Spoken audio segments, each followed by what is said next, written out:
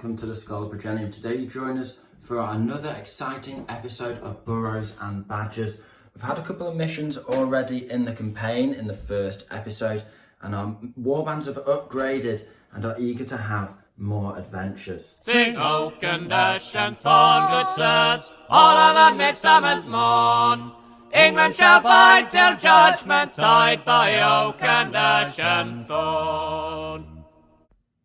So starting out, we have Biscuit and his royalists. Now, I've had a few upgrades to weapons and skills, so to speak. So starting out, we have Biscuit. He has light armor, 2 hand weapons, and he has parry and weapons master, which gives him basically +3 to strike and block.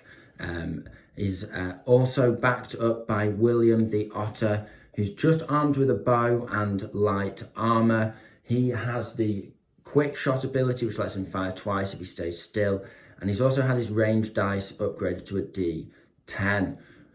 We then have the ever reliable bodyguard Nelson, the massive bulldog. He's now got a heavy shield. He's also got light armor and a hand weapon, and he's got this killing blow skill, which lets him add 7 to a dice roll once per game. We also have the Sparrowhawk musket. Now, musket has been upgraded with the killing blow special rule as well. So once per game, he can also add 7. He also has dual hand weapons, and also like just the standard raptor +1 strength and unarmed strike and fly. Rounding out the list, we have Grub the Toad. Now, he is the caster of the list. He has the cure magic spell. He also has haste, which lets him give someone else double activation, double action, and he also is a gifted caster, so he gets +2 to all casts, which is amazing. And that's the royalists. Against the royalists, we have Sam's mercenary crew. These guys are free beasts. Yeah, we're free beasts, so we have all the underhanded tactics, which is lovely.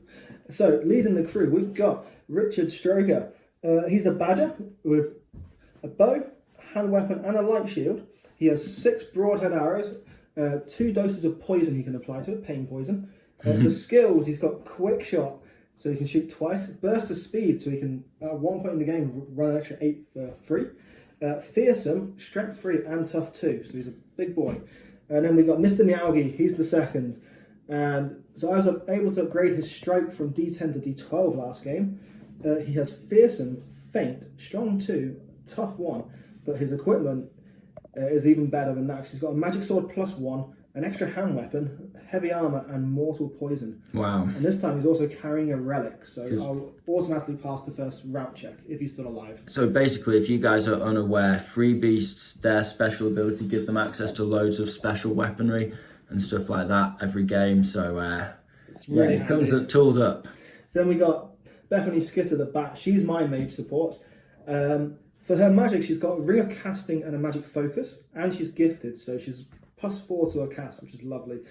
She knows cure, haste, and from a different spell selection from a book, she learned oak flesh to upgrade toughness. But unfortunately, she took a brain trauma and she's weak 1, delicate 3, which is a real shame. And like what, presence D4 or something? Yeah, she lost her presence down to D4, which is a real shame. Oh well, she can't remember much. Then we got Pip Chestnut the squirrel. He unfortunately lost his leg last game, so I've had to use his upgrade to get his leg, put a new peg leg in, unfortunately. He's got 2 hand weapons, poison as well, mortal poison. He's fearsome, because he took an arrow to the face in one game. And that's it, really. And then we got the Sparrow at the end, Freddy Warsprite. He has flight, just as all birds do, a hand weapon, buckler, light armor, and a health potion. That's it. With his upgrade, I managed to get him to strike 8. So he's pretty decent in a fight for a little sparrow. Yeah. Right. That's the crew, that's the Twisted Tales. The Twisted Tales. So as you join us today, our warbands are dueling over this old little cabin here on the edge of a pond in the foot of some hills. Now, unfortunately for both warbands, at this stage in the campaign, we're both broke. We've got basically no pennies. You've got 3 pennies, I've got no pennies. So we need some money. Now, being under the sort of pay of the crown, obviously it doesn't seem to be that well paid, it turns out. The crown's struggling right now. The crown's struggling right now. The king's missing. Yeah, he is missing. The prince is in charge. The prince is in charge. So it's been a little bit of a problem with all their payroll. So we need to dig up the pennies that we have from an informant. You know, we are an investigator after all. We've got informants everywhere. And we know that there's some pennies hidden, buried at the base of the tree at the edge of the pond in the old magpie's hut. Likewise, the mercenaries have their own informants, and they need some dollar as well. We tied him up and gave him a couple of slaps. He had information straight. Maybe that, yeah, that's it. That's it. Because he's been maybe hot on our trail, trying to finish us off after the last couple of battles where we've got a bit of animosity between us, you might say. So he's also followed us, beaten up our informant, and he also knows the location of the pay chest. So we're going to see who can make some money. Now we'll go through the rules when it happens in terms of like digging up the pay chest and that kind of thing. So we'll get stuck straight in, but essentially I've set up my warband with most of my warriors just on the sort of center right, but with the otter right on the edge of the pond because he doesn't suffer any movement restrictions for that water, which is good. On the other side, we have the sparrow and the badger and the squirrel on the left with the wildcat next to them, just ready to run directly up towards where the pay chest is hidden, we believe. And then finally the bat just hidden out of line of sight, hopefully to survive a bit longer. Hopefully she survives. So she's very delicate. Yeah, she's very, very delicate. But she's good. She's a very good caster. She knows loads of spells and stuff. As long as she's safe. As long as she's safe. So you're first. Yep. And my one's very simple. I'm just gonna. The bat's gonna activate. She's gonna fly and cast haste. Fly and cast haste. Okay. She's gonna cast haste onto the wildcat. I'll do it right now. Then I'll move with her because she's gonna move first. She gets off. Okay. Bethany's nice and safe amongst her friends now. Can't be targeted by any sparrowhawks, and the wildcat has haste. Looking out across the pond, William the otter, without waiting for any haste spells, he's gonna shoot off 2 shots at the badger because he's not got any cover at the moment. 2 fate dice with his first shot. Sam's gonna burn 1. 6. I've got 7. Magic 6, baby. Of course. Right, second shot. I'm going to burn another fate dice. I'll keep it going with the 2 dice as well. Okay, come on now. Oh, I've got magic. Damn it. Okay, so 10. We'll be back with some maths. When all's said and done with his toughness and my strength and all that, he's taken 12 wounds. The squirrel sprints up and pulls out a shovel, ready to start digging. The sparrowhawk's going to try and chance it. I'm going to do a fly over 12 inches. That means I can do a search. It's just going to be a flat D8. I need a 7. I'm going to spend a fate point and roll 2. See if I can get lucky here. And yes, I can. So the sparrowhawk instantly seeks out. He must have seen a glint of He's part pennies. magpie. Yeah, part magpie on a second cousin on his third side removed, fourth removed. So yes, excellent. He has found the treasure chest. Richard stumbles forward 5 inches to base contact with the hedgerow. Arrow in the knee, it must be. He's gonna pop. Yeah, he's gonna pop a single shot into Musket the sparrowhawk. So this is currently at -5. -5. Yep, cover plus. Yeah, -3 plus cover plus. Yeah. Okay, I've got 3. You've got a magic 8, of course. Okay, so it's 8 plus 7, but it's actually 3 plus 7, which is 10. 10, yes. And I'm on 3. So you do 7 damage. Now I have light armor. Yep. Takes it down to I 6. jumped 3. And your strength 3, which puts up to 8 wounds Yes, on I the never did play an arrow, sparrow. so I'm just stuck with what I got. Okay, that's what it is. Gifted caster and standing still. Grub gets +4 and needs a 5 for haste, so he gets it on a 1. Okay, so Nelson is now super fast. Wildcat sprints up the hedgerow and round the side of the pond. He's now going to use his haste to try and charge into the sparrowhawk. Come on, He 6. gets a He's in. 6 and he makes it in. First up, I have to roll a fortitude check. Of course, I'm afraid. As a bird. Oh, yes, we've done it. He'd run the roll. We've both got a magic, but we're spending a fate point. Because it's a 1-on-1 duel, the cat's skill lets him roll an extra 1. I get a 2 and a 3. I get a 6 or a 9. That's a 9. Okay, so 9 versus 3. We'll Okay. do some maths. The cat was using mortal poison, and with that, it's enough to kill off the sparrowhawk, dropping the Treasure where it needs to be. yeah, where Nelson uses his sprint to get as close as he can. Now I'm going to roll with my haste to try and get into contact with that. Yes, he gets it on a 3. Nice. Now he's going to try and run it off with another roll. Yes, indeed. Another sprint. D8. Oh, D8, of course. It's a shame. Well, I won't get higher than a 6 now. That's a 1, of course. Okay. Seeing the boss limping, Freddy Warspite flutters over and hands him a health potion. It's going to be D6 wounds healed. And he gets 4. End of the turn. Biscuit just sprints all the way up next to level with Nelson. That's going to stick together and try and get those pennies off one of the table edges. Turn 2, roll off for initiative. I get 3, and he gets an 8. Going for a charge on Nelson. Don't get a 1. He's got it. 3. Okay. So only plus 3. Well, it's going to be +1 to the cat's results after buffs. I've got a 6. I don't think I can do that even with a 9. Okay, we'll be back with some maths, but I think I blocked it, right? Yeah, you have. Yeah, I blocked it. Now, I think it's going to be difficult to, even though I'm so close to the edge of the board, drag that crate off with a wildcat clambering all over me with its claws and fangs. So I'm going to try a charge with Biscuit with my first activation. We get in. Should be it, yeah. Ooh. Burn a fate point here, so Sam. I get 3, you get 4. We'll do some maths. With the various buffs and reductions, it's a damage of 7 to the cat. Bat flies over behind the cabin and it's going to try and cast a heal. Cut. It's a 1, he fails. It still goes off. You've moved though. I've moved, but I'm gifted and I've got a ring of casting and a magic focus on +4. Oh, nice. 5. Very nice. And All the magic items. D8 wounds back. 8 plus wounds. 2. So he's back to full health. Yes, go Badger. You need to get in there, son. Oh, that's the badger, is it? Yeah. Sound. I thought it was the wildcat. No, he's only activated this time. Nelson's turn to swing. I feel like I'm falling into the bandits' trap here, but I've just, well, they're not bandits from Sam's perspective, but from the royalist perspective. Right. Brave adventurers. Come on, lad.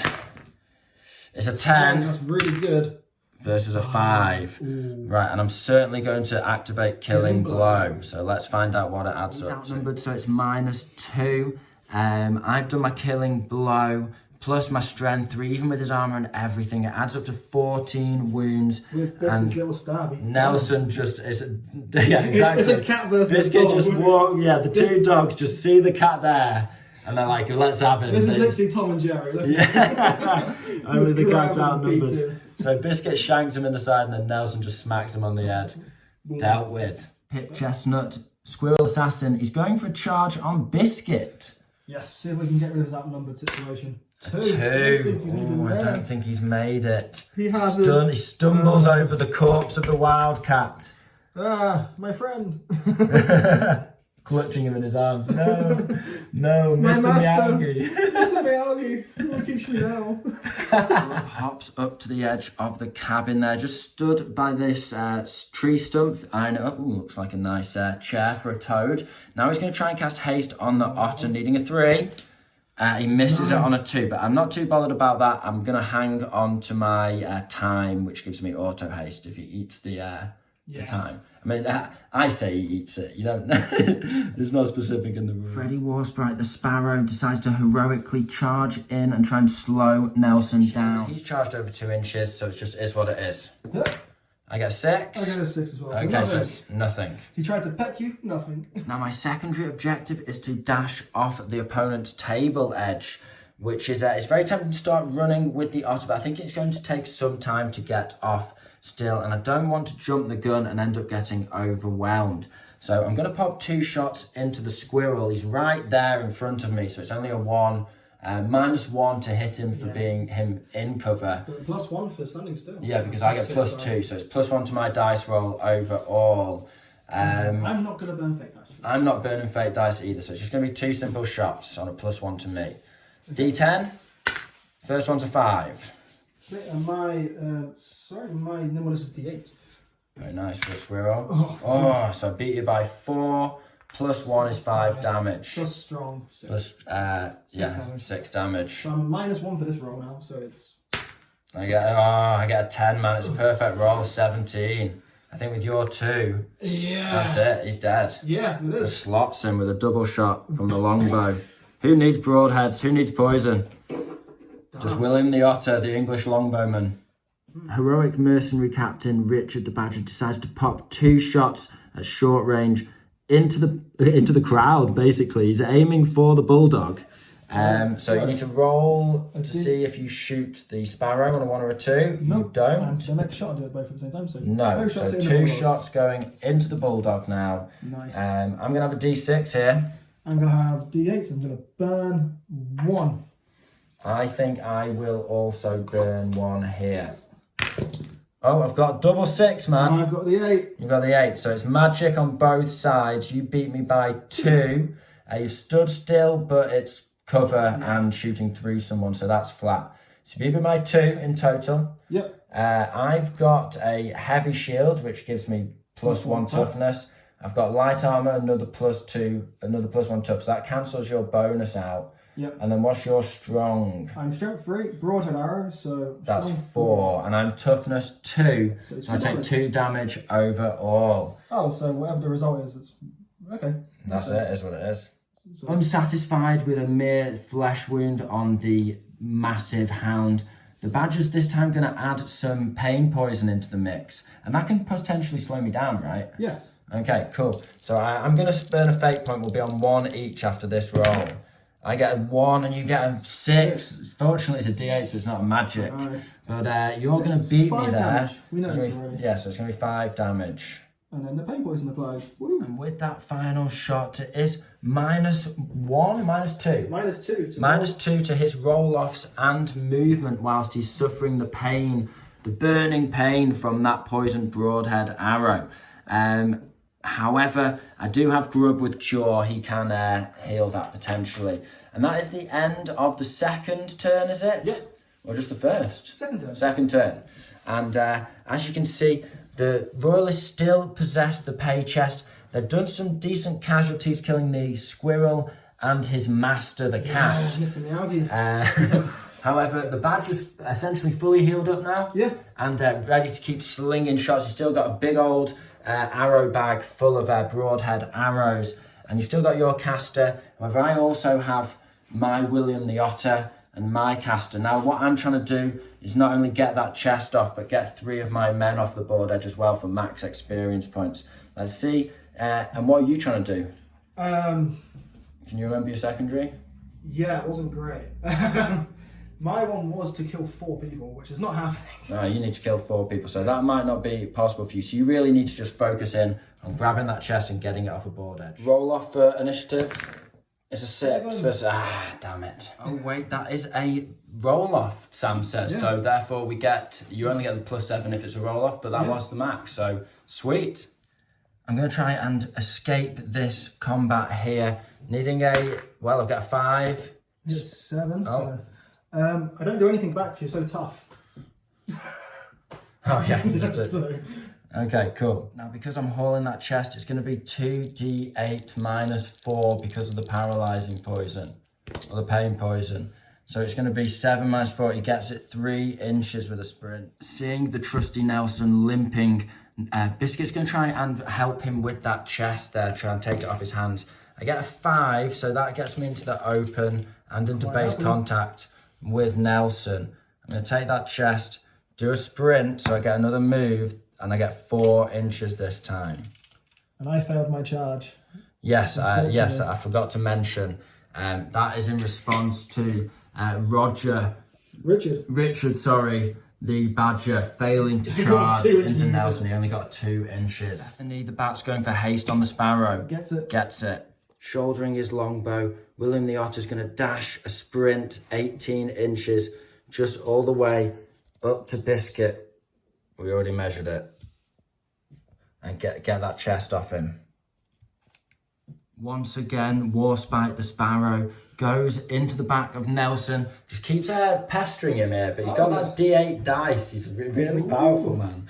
Okay, I've got D6 +2. Did you go over 2 inches? I did, yes. But you're -2 for wounds. -2 for wounds. It's what I get, is what I get. I'm +2. I get 4, you get 3. 5. Beat me by 1. Which wouldn't do anything because of the toughness. Yes, excellent. His armour and damage and his natural toughness just eat it up. Grub does a little move. Now he's going to try and cast haste on himself. Oh, cock dice. He has a 5, he casts it. He's going to do a little sprint, so he gets an action, which gives him a move. And then he's going for a haste on the Badger here. Goes off. So now, next time he activates, even though he's already been this turn, it's the next time he activates. So ready for at the end of turn 3. The Royalists are dashing for the hills. We're trying to get out of there. The Badger's ready to fire 4 shots if Sam gets to beat me now on the initiative roll. So we'll have to see what we can pull off here. I've got my D8 because I'm first at the moment. It's a 3 versus a 3 on a draw. It is down to the mercenaries now. It is the free beasts. Okay, so I'm going to have to shoot. Who's got the page first? The Otter. Yeah. Okay, it's got to be shot twice in the back. Okay, I've got nimble D8. So this is my first action. It's going to shoot. What's Biscuits? No, I'm going to shoot the Otter. You're shooting the Otter. And I'm using my last pain poison on him. Okay, oh no. Richard the Badger's going first. He's going to try and pop a couple of shots into the back of William the Otter, who's hauling that pay chest. Okay, it's D8 off. Ooh, so 2 versus 1. I'm +2, so I get 1 damage free. Yay! Okay. So I've got light armor, so that just absorbs. Yeah, so I'm on strength 4, so it's an extra 3 damage. So you've taken 4 damage in total. Okay, because you broadhead. Yes. Next one. Next broadhead. And 1 again. I get an 8. Nice. Block it. So next action, I'm going to charge. Okay. Can I get through the cover? 5. Yes, easily. Oh, I want to block off Nelson as well. I'm trying to block off Nelson. He's trying to stop me running off the board and getting more experience vindictively. Right, okay, let's see. So I'm on D8. D8, okay. So I'm on +2 for charge. And I'm on block. Oh, and fearsome check as well. Oh, fearsome check. My presence is D10. Okay, I better still check. D8 for the Otter to not be scared. I get a 6, a 9, but 6, I think that is. Yeah, you can't get a 9 on D8. Yeah, I cannot. Now, I do not have a hand weapon, so I'm on D6 -5 here in total. And I'm on +2. It's a 3 versus a 7. So I'm on a 1. You're on a 1, and I'm on a 7. I'm on 9, so 8 damage. 8 damage. Strength 3, so that brings it up to 11. And then I'm tough and light armor, sorry. So that's 10 damage to the Otter. Okay, I'll take it. Now, with all those wounds, I don't think William can actually survive scrabbling out of combat. Even 1 wound will just like quickly stack up because he's so strong. So I'm going to have to abandon my secondary objective. I'm not going to get all 3 off, and I can't dare risk it. He could just dash over with the Sparrow then or something like. Who knows? Who knows? So I'm going to get the chest off whilst I can. Biscuit's just going to move to here, and I'm just going to roll a D6, and a 5 will easily do it, and he's going to haul that pay chest off and end the game right there. GG, and we'll see what treasure it holds. Now, sadly, the pay chest was relatively short of change. Not many pennies left in there, but there was a magic ring of speed. I've given that to Biscuit. It gives him +1 movement and +1 to his nimble roll-offs. Should be very useful over the course of the campaign and his adventures to come. At this stage, Biscuit and Nelson are both just 1 XP away from leveling up as well. So we're getting very close. Hopefully next battle we'll get quite a few skill upgrades, which should be cool. Back at base, Nelson used his mighty strength to build a hospital wing to the den, and that allows me to have an infirmary now, which allows me to ignore injuries and recover wounded members of the crew going forward. I think that's a massive investment for the future. So I'm very pleased with the way the base is coming along. We've got a training ground, we've got an archery range, we've got a smithy, and of course now we've got that infirmary as well. Now, speaking of the smithy, I did build a crossbow in there and sell that at the market just to pay for my crew upkeep. My crew costs 9 to pay for, and I can sell a crossbow for 10. And then I also went questing. My toad got really lucky and he found a magic shrine in a forest somewhere on his travels. And he's got +1 to casting for the next battle. So some goddess out there, Freya, Frigg, who knows, she's giving him a bonus to cast in the next battle. And then I also found a black marketeer who's going to give me a discount next time I go to market for a rare item, which is it could be quite valuable. Hopefully I'll find some like super heavy mega crafted armor next time me and Sam play, and I'll be able to use my contacts to get Nelson the best of the best master crafted armor. The extra XP from finding the old magpie's buried treasure has allowed me to actually level up Musket here. And what I've given him is a burst of speed. He rolled a movement skill. I decided to keep it, go for burst of speed, giving me a free once per battle 8-inch move with this guy, which stacking with his killing blow, his flight, his unarmed fighter and all of that, just means this guy can dart in and out of combat, slash people up, and if he gets trapped, he's got his double swords to finish people off. Now, in terms of market purchases, I didn't end up buying any extra kit or anything like that. I just went to market, sold my crossbow and left with my pennies. So I've got 26 saved in the old coin purse, and hopefully we can add a new member of the crew. We can hire someone after another battle. Now, in terms of the Twisted Tales, Sam's crew had no levels up, although everyone gained some experience, of course. He gained 3 extra materials for his base, but he didn't actually do any construction this time. With only 3 surviving members, he decided to gamble and go on quests with everybody, and that gamble really paid off this time. So he got overall 33 pennies. He got +1 concealment for everyone next game. They all get +1 to concealment rolls. So depending on what we're playing, Sam could be really ambushing me, and I need to get at him. So that's not ideal for me. And then he also found a shrine in the mountains somewhere, and that gave him 3 extra fate next game. So all in all, he's going to have 13 fate dice against my 10. So he's going into that game with a big advantage. However, he also has some injuries to deal with. Now, Meowgi got fearsome, and he already had fearsome. So although, yeah, it's not a negative, so to speak, out of the couple of buffs you can get from injuries, he got one that just didn't help. But still, I guess lucky overall. However, Pip Chestnut, again, just suffering blow after blow at the hands of the Royalists. And he this time got weak 1. So all of his damage is going to be reduced by 1, I believe. That's just not ideal for Sam. Pip's having a real problem here over the course of the campaign. He just keeps getting killed. Now, not only all of that, when Sam went to market, things got even better because of his buff where he can adjust the rare items that he rolls by +1 or -1 on the table, which is turning out to be just absolutely clutch in this campaign. We played 2 previous mini campaigns of sort of 4 or 5 games just to feel out how the game operates before we started recording, because we wanted to have fun as well. We were looking forward to getting to the game, and we didn't try, amongst the sort of 4 factions that we ran in those sort of 2 starter campaigns, we never ran the free beasts, and they just didn't look that good on paper, having to pay for your special ability.